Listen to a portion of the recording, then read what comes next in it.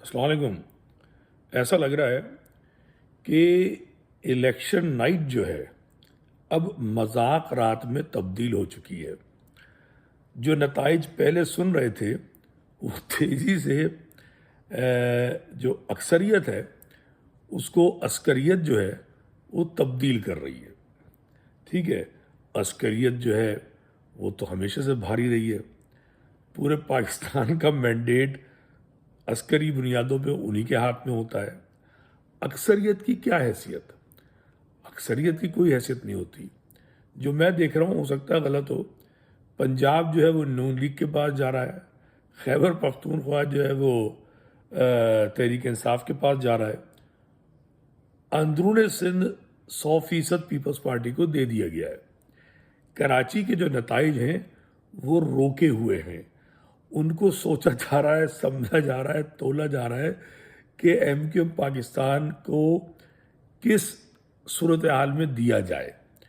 अब इलेक्शन जो हुआ है उसमें तो बहरहाल एमक्यूएम पाकिस्तान को वोट नहीं पड़े, मगर अस्करियत जो है वो जो अक्सरियत है उसको अकलियत बना देगी।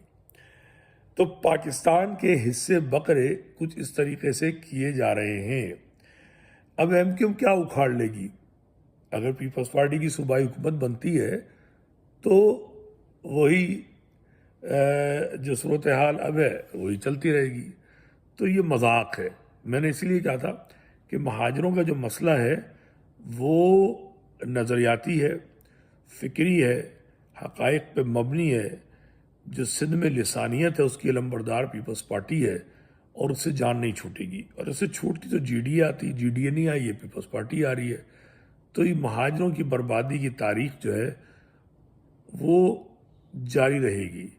कलम जो है अस्करी कलम भी और जमहूरी कलम भी, सही है, मिलकर महाजरों की तबाही और बर्बादी को लिखते रहेंगे।